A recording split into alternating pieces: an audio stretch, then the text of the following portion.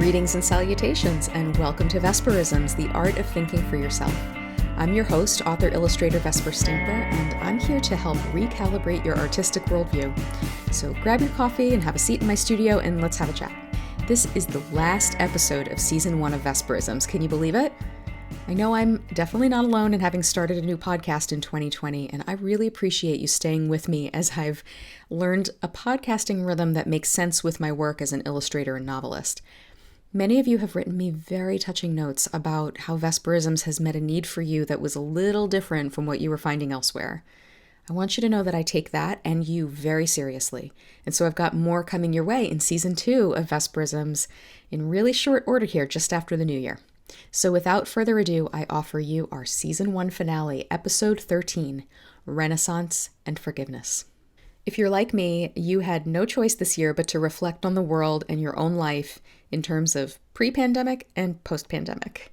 And while, of course, we're not post-pandemic yet, we've reached a point where there's nothing more that you and I as average people can really throw at this thing. Masks, hand sanitizer, physical distance, notice I didn't say social distance, and now we've got several vaccines. I mean, that's about it. I know it's hard to admit that we don't have more control, but there it is. So as we get ready to enter a new year, I want to suggest that it's time to move our thinking beyond the mitigation we're all doing and into rehumanization, just like we talked about in the last episode. Letting go of fear, letting go of the low-resolution worldview of politics, and grabbing hold of an artistic worldview to build real life with real human beings. It's time to make a different kind of resolutions list this year, don't you think? One that's not just about our own goals and self-care, but about how we will move outward as artists to be part of rebuilding what we've lost. It's time to look at 2020 in the rearview mirror and go, what the hell just happened? What was that? And then to shake off the road dust and begin to look forward, to dream again, this time with a different perspective. It's time to pull out the journal and the sketchbook. It's time to book some studio time and choreograph some stuff. It's time to get out the guitar and write some songs. Are you feeling that too? Look, it's okay if you're still too exhausted or you honestly don't have the mental space. But for myself, other than my novel writing and illustration, I'm making myself dream and take risks again. I'm making myself. And it's just baby steps right now. So here's what I'm doing. You can see behind me if you're watching the video. I started doing large-scale landscape-based color field paintings, and I started learning the Japanese art of kintsugi. I'm also learning some English and Scottish folk songs from centuries ago, and I'm really excited about that, especially because it means recovering some of the musicianship I've lost through my disability, and it means I'm ready for some progress. I'm someone who closely examines the past, and so old songs like Old Houses get me really jazzed. I tend to write about pretty dark periods of history, like the Holocaust, the Cold War, and the decline of the Scottish Isles, and in my latest novel, A Cloud of Outrageous Blue, I dealt with the Great Plague of 1348, and that came out this past summer. That's right, a pandemic book in a pandemic year. I know, but it's not just about the plague itself. Much of what I wrote about in Cloud was the inevitable social dynamics that emerge in times of fear and upheaval. Civil unrest, power grabs, mass movements of self-abasement and social purity, it's all par for the course. Some of it leads to growth and change, and some of it exacerbates existing issues. And so what played out in 2020 came, unfortunately, as no surprise to me. But as pessimistic as that might sound, knowing that history, indeed having dwelled in it for the 3 years it took to write the book, meant that I knew the other side of the story. Because you see, what emerged from the Great Plague of 1347 to 1351, the same pandemic that killed fully half of Europe, was nothing less than the modern world that you and I are sitting in today. For centuries beforehand, most of European society was built on the foundation of the manorial system, sometimes called the feudal system. You might remember it from world history class. The serf or the peasant class served their local lord, who in turn served a more powerful lord, who yada yada yada up the hierarchy, ultimately owed military service and tribute money to the king, all in exchange for protection and subsistence and a certain amount of community cohesion. But when the plague hit, it didn't just hit the peasantry, God bless them. It was no respecter of wealth or class or religious or ideological orthodoxy. The plague was the great leveler. Just about every other person dropped dead from this illness within about 3 days of getting it. By the time it ran its course through the population, The very fabric of society was blown to smithereens. People who were once tied to the land now had to travel to seek their livelihoods, and so you got the trope of the child seeking their fortune. Lords who once depended on a stable population of peasant labor, they now had to pay actual money wages to this precious and drastically reduced labor force. And the laborer could, frankly, pretty much charge what he wanted. This was the beginning of the free market, the ability to charge what the market will bear for goods and services. Before the plague, medicine was based on an ancient Greek theory of the balance of the humors, or the 4 types of bodily fluids, as well as the alignment of the planets and the hit or miss use of herbs and stones and spiritistic remedies. This isn't to say that everything was a shot in the dark. Some of those medieval remedies, which were developed over thousands of years, have actually been scientifically proven to be effective. But there simply wasn't a way to test medicine in the way that we can today. This one physician, Guy de Chauliac, who was a medical advisor to the Pope, contracted the plague but survived because he used himself as a test case as he closely analyzed the symptoms and the patterns of the disease and tried different remedies on himself. He was able to distinguish between the 2 parallel infections that were going on at the same time, bubonic and pneumonic plague, because those 2 had combined to make the outbreak so devastating. And he noted down empirically which treatments worked and which didn't. He wrote all of his observations in this book called The Great Surgery, one of the first texts of modern medicine. And then with the change in labor, the standard of living rose, and so did rates of education and literacy. Books which were previously only exclusively in the domain of monastic libraries became available to a wider audience, and that was especially true after the invention of the printing press by Johannes Gutenberg in 1450. That was only 100 years after the plague had wiped out half the population. And people could try for careers that were never open to them before. This was true of our fellow travelers, the artists. The explosive growth of the middle class meant that not only could talented artists make a go of it, but newly wealthy patrons sought to show off their own status through commissioning works of art. Skilled artists were in high demand, and you saw the rise of artists making individual names for themselves for the first time. Michelangelo, Leonardo, Van Eyck, and Holbein. We all know what this burst of creativity was called, this burst of art and engineering and architecture and science. It's called the Renaissance. I want you to think about this past year. I know it seems like 5 years ago, but when we entered lockdown in mid-March, multitudes of people, some of them newly unemployed, some of them now working from home, trying to figure out how to adapt to this thing, they used the opportunity to channel their fear and anxiety, and frankly, their boredom, into creative pursuits. Illustrators and writers posted prompts and sketchbook challenges. Musicians gave online living room concerts. How many people learned how to bake bread? Are you one of them? And how many of us put on the quarantine 10 from that bread? Okay, yeah, it's a new year, okay? It's coming off, I swear. Well, how many of us participated in NaNoWriMo, National Novel Writing Month? I did. I put in a new garden. I learned kintsugi. I painted rooms in my house. I spoke at virtual conferences and panels. And I started this podcast. It's always in times of crisis like this that creativity booms because humans are really adaptable. And that's not even to mention the medical advances. Remember Guy de Chauliac, that medieval surgeon? Well, I want to put something in perspective for this year. Put the 14th century plague aside for a minute. A mere 150 years ago, a Hungarian doctor named Ignaz Semmelweis was laughed out of his medical profession.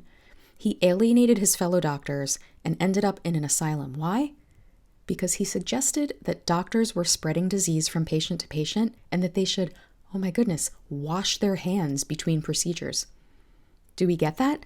Washing our hands, something so basic, was not considered good science or medicine only 150 years ago. The simple introduction of hand washing has saved countless millions of lives ever since. There's an author named Johan Norberg, and he reminds us that if this pandemic had occurred in 2005, we wouldn't have had the ability to create an mRNA vaccine. In 1990, no internet to share knowledge and experiences. In 1976, there would have been no ability to read the genome of the virus. And in 1950, no such thing as a ventilator. That is stunning. In the beginning of the pandemic, Our national stockpiles of medical and protective equipment were totally inadequate. Factories retooled on a dime to produce PPE instead of clothing, ventilators instead of cars, and hand sanitizer instead of bourbon. The presidential administration removed red tape to allow pharmaceutical companies to fast-track the innovation of not just one vaccine, but now 3. And now, less than 1 year after a brand new virus hit our shores, we have 3 vaccines against it. And not just that, but a completely new vaccine technology that will be applied to other diseases. We have a range of pharmaceutical options for treatment and even innovations like having hospitalized patients lie on their stomachs instead of their backs. All of this, by the way, didn't take 150 years or even a single year. It took 9 months. Just like the plague of 1348, the pandemic of 2020 has accelerated advances in science, technology, and the arts in ways that will continue to unfold for years to come. I'm not trying to be a Pollyanna about the last year. The fear and grief and loss of control, that was all very real. The loss of livelihoods was real. One of my best friends almost lost her business overnight. The anger was real when we saw a man die on a video before our eyes, and we discovered that we seemed to be speaking completely different languages. The fact that everyone was glued all year to our devices and video and social media meant that we were highly sensitive to underlying social issues like never before. We were isolated without the social structures that would allow us to blow off steam, or to participate in communal experiences like sports or concerts or Broadway shows or religious services, the things that allow people of different walks of life to come together. Even if you are able to gather for something like church, let's say, you're not allowed to sing. One of the most human and cohering activities that we can do together. What this combination of fear and grief and lack of options and hyper-exposure has inevitably led to is a desperate desire to be able to find some way to contain this chaos. And most often, we're doing it through offense and blame. Like a heat-seeking missile, we will, as human beings, we will externalize that blame and seek to land it anywhere we can. So we find ourselves post-protests, post-election, wondering if we can even live together with anyone who doesn't pass our litmus tests. Wondering who's in our corner, who we can depend on. We compete for what we think are scarce resources with whoever we perceive as having it easier or suffering less. Believing the very worst about each other, believing that we live in separate realities themselves. I'm not kidding about that last one either. I've heard that expressed verbatim on news from both ends of the political spectrum, that we actually live in separate realities. And in a very real sense, we do. When we externalize our blame, when we cease to believe that we too have a part to play in making things worse or better, we place ourselves in an alternate reality and we live out of a spirit of offense. Offense now runs rampant through our homes, through the books we read and the pundits we listen to, through our politicians and the shows we watch. Offense runs through our holiday dinners and the people we refuse to call and the assumptions we make about people who we are sure are part of the problem. We see what we want to see through half-closed eyes, and we are all susceptible to it. We are all doing it, to ourselves and to each other. They did it during the 14th century plague too. Protests and piety and scapegoating and penance and literal self-flagellation and burning whole communities of Jews, hoarding resources, opportunistic political power grabs. We'd like to think that when our lives and our livelihood are threatened, we naturally come together, we circle the wagons, and we take care of each other, right? But no, that hasn't happened. That's not the way it typically works. To move past offense takes a conscious commitment to self-examination before we pass judgment. It takes intentionality to pursue paths of mental and physical and relational health. It takes the ability to move past our own needs and to choose compassion for others, to face our fears as fears, to believe that others too are afraid and grieving, to understand the universality of loss and suffering, whether it's through the pandemic or violence or financial collapse or any one of 100 things, and to refuse to judge each other by low-resolution metrics. Creating, it's like breathing.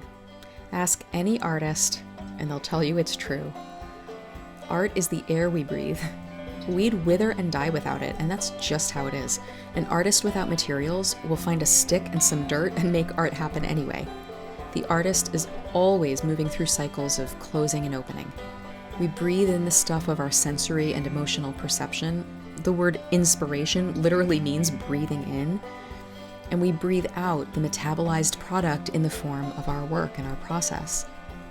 It's this cycle that keeps organisms and artists and even societies alive. We kind of get it when it comes to artists and organisms, but societies have to breathe too. We can't have an opening of society, both literally opening and creatively opening, if all we're doing is closing down, closing ourselves to our neighbors, censoring the words and views of others, censoring ourselves, closing ourselves into our houses out of fear of what's out there, and only participating in a closed-circuit life. At some point, we have to emerge. And 2020 has shown us this in high detail. Creativity and anger are not mutually exclusive. We felt that burgeoning creativity I mentioned in the early part of the year when we thought lockdowns might last a handful of weeks. Remember that? And suddenly we felt the anger of the later part of the year when we wanted to understand the grief of many in our society who feel mistreated. But creativity and anger can only exist together in the sense that justice and mercy coexist. True justice presumes that mercy also exists. Justice is a closing in. Mercy is an opening out. Anger is a closing in. Creativity is an opening out. We need both in order to breathe. And so we can't have a renaissance like they did after the 14th century plague without forgiveness. So here's what I propose. I think that we need to forgive 2020. What in the world would it mean to forgive 2020? Well, forgiveness doesn't mean saying, oh, it's okay, when it's not okay. Forgiveness is not whitewashing or excusing the very terrible things that happened this year to you personally or to our world or to somebody you know. In fact, true forgiveness can only come through a sober acceptance of the truth.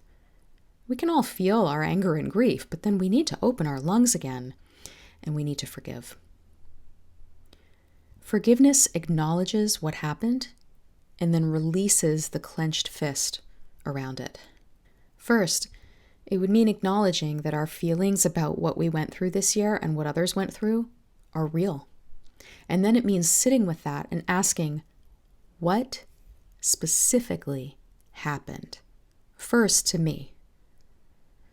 Then what happened to specific people I love? And then to my local community, and then finally to my country. Anger that is not specific is just blown out emotion. We need to get specific. We need to write it down. What happened to you? And then forgiveness means acknowledging that without this offense, without holding so tight, I will be all right. What I've been through, what I've suffered, even what others have suffered, it will make us stronger if we let it.